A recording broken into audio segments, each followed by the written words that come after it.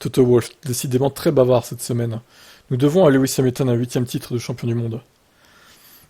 Hamilton est clairement la personnalité la plus importante du sport. Il est tellement multidimensionnel. Il n'est pas seulement un pilote de course et un champion du monde, mais il est précurseur en matière de diversité et de durabilité. Il n'y a pas de limite pour Lewis, en tant que pilote de course, en tant qu'entrepreneur et en tant que politicien.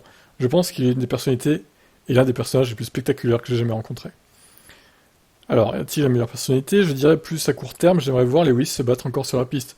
Mais je suis d'accord avec Toto pour dire que c'est une personnalité incroyable. Il a montré qu'il avait relevé la barre de l'intérêt pour beaucoup de sujets. Donc ça, c'est Dominique Kelly qui a dit ça. Le patron de l'écurie Mercedes sait que l'équipe n'a pas donné à Hamilton ce qu'il espérait. Nous lui devons un 8e titre de champion du monde.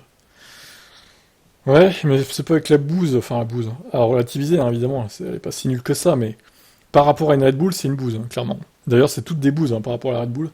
Donc, je sais pas comment ils font pour être si fort Red Bull, hein, mais il faut que la concurrence réagisse. C'est plus possible de dominer comme ça la Formule 1 maintenant. Ils auraient dominé comme ça en 2022. J'aurais dit, bon, ils ont mieux négocié la nouvelle réglementation que les autres, et les autres vont revenir en 2023. Sauf que là, en fait, c'est encore pire qu'en 2022. C'est pas logique. Les autres auraient dû revenir, surtout avec le budget de cap, là. Merde alors, putain, c'est dingue quand même.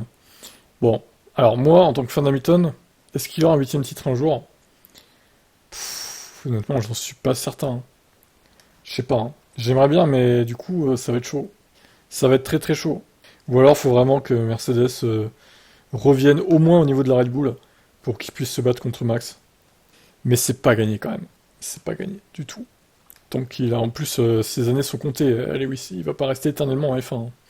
Donc il va falloir se dépêcher chez Mercedes. Je vous laisse commenter.